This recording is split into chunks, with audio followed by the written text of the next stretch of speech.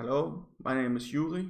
I like to write screenplays and I have a psychology degree, master's degree. I like to understand stories, how stories are structured, how you write a good story, how you tell a good story, and I'm really interested in screenplays and how to write a screenplay. So I want to be as good as I possibly can at writing a story. And what I have discovered by writing a few screenplays and reading screenplays, giving a ton of feedback, watching a lot of movies, watching movies and reading screenplays about them, and also actually also have written, not written, but read screenplay books and seen a ton of videos about screenplay writing online. It's actually pretty helpful because sometimes they say some of the stuff you already thought about, so you kind of get a feeling that okay, going in the right direction because everything they said here I already kind of knew because I already have the experience. So I'm on the right track right here. So this is how I wrote this article because I read so many screenplays. I try to give as much feedback as possible on screenplays. It's hard work, but I feel I'm learning a lot from doing it, and also I can find people that maybe can give me feedback sometimes. And it's for me it's really hard to find good feedback because I have gotten a lot of feedback from people. I've never gotten good feedback that I could use for anything because you need to understand the basic structures to give good feedback, and to do that you have to have written maybe 7 scripts or something like that. So yeah, and if you have written 7 scripts, you're probably not someone who wants to give feedback left and right for free and use your time on that. So it's hard to find good feedback, but it's easy to find people who are starting out and have a lot of passion for it and want to exchange feedback, stuff like that. But usually, from beginners, you will only get their opinions. So usually, it will be I understood the script, or I didn't understand the script, and I like this character, or I like that character. That's basically it. That's the feedback I've gotten so far. Just extremely basic. I like this character, and I didn't understand this or that part of the script. Okay, fine. And this is 3 rules that you need to know to write a good story. So if you write a script, you need to understand these rules. These rules are the structure. They are the essence of good screenplay writing, and they are stuff that every screenwriter out there will tell you about. I just structured it here. I made it extremely simple. This is the most simple I have seen it explained anywhere, and I've tried to, yeah, that's because these concepts can be explained in a complicated way. I just made them extremely simple without removing any foundation from it. First, you have the morality tell. So we tell each other stories because that's what we evolved to do. So human beings are evolved to tell each other about something. For example, this plant is poisonous, or you can use this stick to hunt animals, stuff like that, right? So we tell each other about the usefulness of objects around us. That's how we evolved as a human species. But we also tell each other's morality tells so that we can learn and become aware of where we can go wrong as human beings, and also what we need to be aware of, and yeah, how we need to understand cheaters around us. So for example, if there's a guy who sleeps around with girls, that's something that everyone already knows about because the morality tells about a guy sleeping around are already there. So girls and then become women, and they have already heard these stories even as hunter-gatherers, so they already know and understand themselves and the society they live in, and now they have tools to live in this society and discover cheaters and also survive in this society as best as possible. And then of course they tell these stories to their kids when they get older. So now the stories they go from generation to generation. They are traditions and also religion because the stories are told with gods in them. So often it's a god doing something, a male god is sleeping around, or maybe a female god is getting pregnant, something like that. So we tell the stories with gods because they are interesting, they have some magic element to them, and we tell the stories with funny jokes and interesting storylines. But the point is the moral tale. So it's like learning to hunt with a bow and arrow, or learning to use a stick to dig up roots. You just told a morality tale to learn something about something that the older generation already knows about. This is the first basis. And this basis is something that a lot of people forget. Actually, I think pretty much everyone forgets it. That you need to tell the morality tale. You need to have something on your mind you want to tell. And if you have something on your mind and it's a great morality tale, and you really, really want to explain something to the viewer, then your script will turn out to be structured very well. But it's hard to have a morality tale that's long. So the most common mistake I see is that people write a short film in a full film format. I will explain more about that later. First, let's go into my 3 rules. Advance the plot, reveal character, and character must drive the plot along. Only character must drive the plot along. So it's like circular. Okay? So every single line of text, pretty much every single line of text in your script must advance the plot. So if they talk about something that's not related to the plot, then you're probably boring the audience a lot. This is why the plot needs to be very, very heavy. Because usually what I see is just people who have a small idea about some small morality tale, and then they try to expand it because they think it's a great idea. In reality, you can tell it in 5 minutes. So these are 3 universal rules because you're telling a morality tale. And a morality tale has human beings in it, or stuff that are like human beings, and they are acting in that morality tale. And you can only have the plot in it. You cannot just start talking about trees randomly. That makes no sense. Only the plot. Okay, let's see how these 3 rules they are shown in a script, and which mistakes I find in a script. One of the biggest mistakes and the easiest mistakes to spot is overly long dialogue lines. That's a typical beginner mistake. Overly long dialogue lines, they break all the 3 universal rules. They don't progress plot naturally by characters. It's not revealing character traits, and it's not advancing the story in any way. It's just randomness, right? You're just explaining something that doesn't need to be explained. Because if it needs to be explained, either you can show it, so you can have a book they look at together, or a photo they look at together, or maybe they walk into an old house, or maybe a guy flirts with a girl by just stroking her shoulder or something like that. You don't need to have the character say everything, right? You don't need to have the guy tell us, the audience, I am flirting with you, girl. We know he is talking to us because we know they understand each other. They can only talk to each other. You cannot have this heavy exposition. So this is something you will see in a lot of scripts that you read written by beginners, that they have very, very heavy dialogue. Because when people write the script, often they think they are geniuses, so they think they can ignore the plot and just have a lot of dialogue because they think that they have more clever lines to say than the natural human, than all other human beings. So they just add a lot of dialogue and think, well, no matter if the plot is working or not, I will just add these characters saying clever lines to each other, and that becomes boring really, really fast. The plot is what audience focuses on, so it needs to have plot.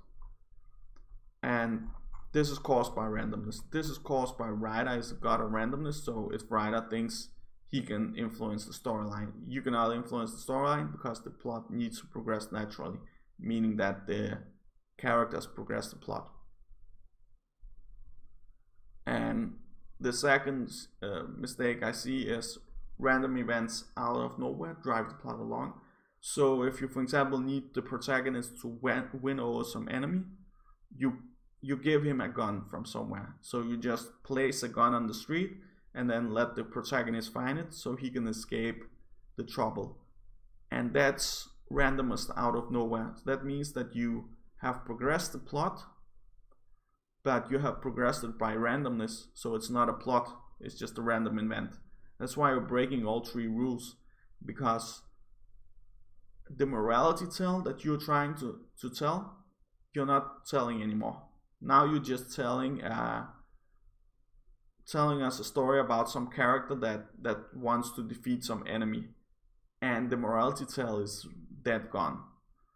The morality tale is about some character experiencing something and learning something from his experience. That's the morality tale we tell the kids, and that's the religion we had and religious stories with multiple gods or one god. That's the stories we told our kids 2,000 years ago, 10,000 years ago, so they could learn to survive in the society. Random events added to a script is probably because you don't have anything to tell, or because you only had 5 pages to tell, and then you need to add something to progress the storyline. So now you're frustrated, now you're just adding random events to the storyline. Usually when you have an idea, if you can think about that idea in 5 seconds, then you have maybe 5 seconds of TV, right? If you can think about it for 1 minute or 2 minutes and from start to finish, then maybe you have a very short film. Then you can stretch it out. By stretching it out, you still need to have a full plot. Another mistake I see is ignoring outcomes because you don't know how to deal with them. And yeah, that has nothing to do with advancing the story or revealing character traits, but it's something that has something to do with the plot progressing naturally. If you just ignore stuff, if a lot of people died and you just ignore it because you want to progress in another direction, then you're making a mistake, because if those people died, someone discovered them, then something needs to happen about it. And this is what I forgot to tell you. Revealing character traits. You reveal character traits because the characters are creating the story, right? So the characters are advancing the story, and then the plot progresses naturally, and only the characters can progress the story. You cannot do it because it's a morality tale, so they need to learn something, they need to experience something. It's their story, not your story. And that's why you can use some lines on just revealing character, because you will use the character to advance the plot. So revealing character is part of the plot. As you see that, for example, if someone is evil and he will do some evil thing later on that advances the plot, then you can spend some time revealing him as the evil guy, because he will advance the plot. And as he is a major figure in the movie, then revealing his character is also advancing the plot. So it's like kind of the same thing. But yeah, you can do that at some points. You can just have some scenes that's only about the characters and what they want, what they wish for, what their hopes and dreams are about. Another thing I see, romance is unnatural force. You know all about that. For example, a pretty girl in a movie, and then you have a nerdy protagonist. The protagonist comes along and now they are dating, and the girl tells him that she couldn't find a partner anywhere, no one wanted to date her, even though she's really, really attractive. So basically now you have forced the story, right, upon the viewer, because the plot has not progressed naturally. You have forced the story to occur. Every man in that world didn't want to date her. Why? Because she's wearing glasses or something. That's not realistic. You're not really telling a morality tale or a tale that it's made to educate people. It's just a random, interesting event. But there must be a morality tale behind it, because otherwise the story is pointless. antagonist, protagonist getting randomly defeated. I see that all the time. You try to build a morality tale about some good versus evil. For example, good guys that are protecting the forest, evil guys that are trying to explore the woods and sell all the wood in the forest. That's a morality tale. It's a good morality tale. It's a tale that everyone can understand all over the world, not just in Hollywood, everyone. It's a human beings understand nature intuitively, just as we understand parents, we understand siblings, we understand children, and there's some understanding that's in understanding these factors. For example, we all react a certain way to a father figure because we have some instincts in our brain that are created to react a certain way to a father figure. That's why it's such a great story element in a movie, and that's why a father figure doesn't need to be a man. He could be anything. It could be a tree, or it can be an idea or something like that, because these instincts just need to be activated. That's enough. It doesn't need to be a concrete human being in a movie. But the problem is that when you need to have the protagonist learn something from experience and then defeat the enemies. And if you let the enemies be really, really strong, but then just get randomly defeated, then it's not really a morality tale because it's about nothing. It's about luck, right? They just defeated the evil guys because they got lucky. In reality, you need to have the characters learn something, the protagonist learn something, as in Predator. Then he uses his experience and then he wins over the bad guy. Okay, that's a natural progression of story. Win over the animal or the monster. That's also a natural story for us because, again, we grew up in Africa 10,000 years ago, 100,000 years ago. We had hyenas walking all around us. We understood monsters. You also knew what it was like to fight another man because we needed to fight. We need to protect ourselves. So the story about learning to defeat an enemy and defeating him is very natural to us, and it's a great story. We are warmongering people. That's just in our genes. Extreme luck and randomness seems to help your plot make sense. I pretty much already thought about this. This is not progressing the plot naturally. Didn't I already say that? No, maybe not. Anyway, it's just randomness progressing the plot along. So you add random events to progress the plot because, well, you don't know what the characters could do to progress the plot, so you just progress it by yourself. You just put a gun in someone's hand and then let the plot progress. That's not something you can do. You need to let the characters tell the story. Only they can interact, learn, and then defeat or learn something and become better at something. Flashback is also another mistake I see. A lot of people use flashbacks because they can be cool, like in horror movies, when you can have a dream, a fever dream about something deadly happening. That's usually a flashback is just a random noise, and if it's not doesn't advance the plot, it's a bad thing, and if it advances the plot, it's also a bad thing because let's say you have a detective story and then you don't know how to advance the plot, so you think well, maybe he could just dream and then he discovers a clue, because I don't know how he will find out where the bad guy lives because I'm not that good a storyteller. So I'll just let him dream about it, because let's say he intuitively discovered it and he will discover the clues in his dream. Well, now he dreams about it, now he discovers the clues, and now he goes to the bad guy. But now you've ruined the story because you have progressed the story by random events. You have just added a flashback to kind of progress the story. Or the flashback is added because something cool is happening in the flashback, but it's not really part of the story. I think in Batman vs Superman, I kind of felt that way about the flashback. I thought, was it really essential it was here? But it was such a cool flashback that I enjoyed it a lot.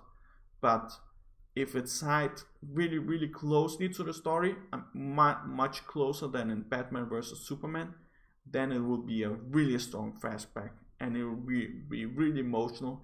And for me, I don't know, I kind of I understood why it was there. It was about Superman being strong and Batman defeating him, and Batman was fearing Superman and fearing his power, and wanted to get back control and wanted to protect the human species. So I understood the flashback there, but it's kind of something we already understood besides that. So the flashback needs to add some story. It needs to add plot, like everything else. All of this is kind of all these basic rule breaking I see in beginner scripts, and I see all of this. If on the first 7 scripts you write, you will 100% make all these mistakes. Maybe not flashback, probably also do that, but I mean everything else you will do, because these are cheating tools to create a long script, and you're just stretching it along. So you just have 2 characters maybe that, and you want one character to kill another character because he was, let's say a guy was unfaithful, and the girl kills the guy at the end because he was unfaithful. Now, a lot of people have these kind of ideas, maybe because they have some experience from their own life, and instead of writing a short film, they write a full plot, and because the morality tale is so small, they need to have the characters talk about the same thing over and over and over and over and over again. So they're saying the same stuff again and again and again, and the plot is kind of stuck, and then something happens at the end. And that's the way you write a short film.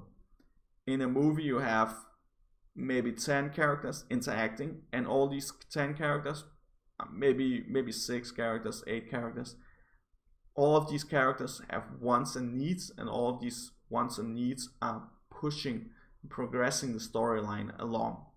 So they are all interacting, they all have wants and needs, and then one character does something to another character learns from that, does something to one character, that character learns something from that, does something to another character. They all learn from that and then adapt the strategies. They all advance in a natural way, and that's what makes a great story. And if you can understand all these rule breaking stuff and write a script, after you understand all of this, then your script will be at least good. Okay, it will be a good product. But the morality tale is it's a harder point to get across, because you need to be a good storyteller too. So even though you know all the structure, and the structure is if you're a beginner, you won't understand here. You won't understand these things, but you will 100% break all these rules. That I can guarantee you. I will read your script, one of your first 3 scripts, and I can pretty much copy paste this chapter about too much dialogue, copy paste and send it to you, and you will think I'm talking about your script. That's how sure I am that you will break these rules, because I see it in every script I read online that are written by beginners. But this morality tale or humor or the plot elements and the interesting scenes, that's of course something else, because even if you're telling the plot, then maybe the morality tale is not that great, right? You need to think about the country you're in and the culture you're in. So you're born in a certain country, you're born in a certain culture, or you move to a certain culture, and then there's some morality tales in these cultures. For example, I live in Denmark, so maybe the morality tale that a lot of people tell each other about is you cannot brag, you cannot be too obnoxious, you need to be a bit low key. So maybe you can tell a morality tale about that, but that's just a funny morality tale we tell each other. It's not really what drives the society. What drives the society is cooperating and being together and trusting each other and creating progress and being kind human beings. So maybe the morality tale in Denmark could be something about being kind human being, but then kind of being a bit gullible, because you're trusting too much in the society, right? So you can be too gullible. So now you're telling the morality tale about, yeah, it's important to trust, but now you're being extremely gullible and you're not really listening to the single people in the society that telling weird stories. because you're trying to be part of the structure. You're trying to be part of the success. You're trying to get success by being part of it all. But then because someone is suffering and has discovered some suffering, then you're not really good at listening to him, understanding his suffering, because you're not adapted to that. So the morality tale can be, yeah, we have a great society, but you need to listen to the people that are suffering, because you don't understand their story, because you have heard all these other morality tales. So now I want to tell you about this other kind of understanding the world.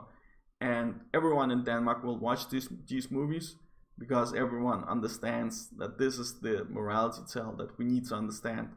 Listening to the poor people, listening to the people in need, try to help people that are a bit weird, see if there are some other ways to solve the problems we have in our society, right? So you need a great storyline. You need something that really, really drives you along to tell the story. You need a story that's just like the stories hunter-gatherers told each other with gods in them. You have a god. A god is just a character in a movie, and these characters tell a story, and you need to have a great passion for it. And it will be like telling a story to a small kid. You want the kid to learn, so you're really focused on making this kid learn. But this kid will not learn unless your story is really exciting, okay? So unless these gods are interesting, unless the morality tale is made great and magical, then these kids will kind of ignore the story or forget it the next day. So that's the story element that you need to have, and that's the story element most people don't have, because, I mean, we all have it because we're just born with it, but it's also something you can be great at, as you can be great at running fast or swinging fast or something like that. We are born with different skills. So yeah, that can be a hard part, but learning the structure is something you can just learn. All of the structure stuff, the 3 golden rules about advancing story and revealing characters that then can advance the story. That's extremely basic, and you will understand it automatically.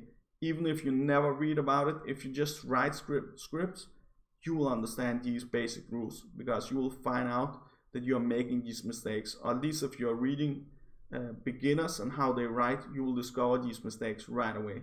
You will right away feel that, okay, these scripts don't work for me. Why don't they work?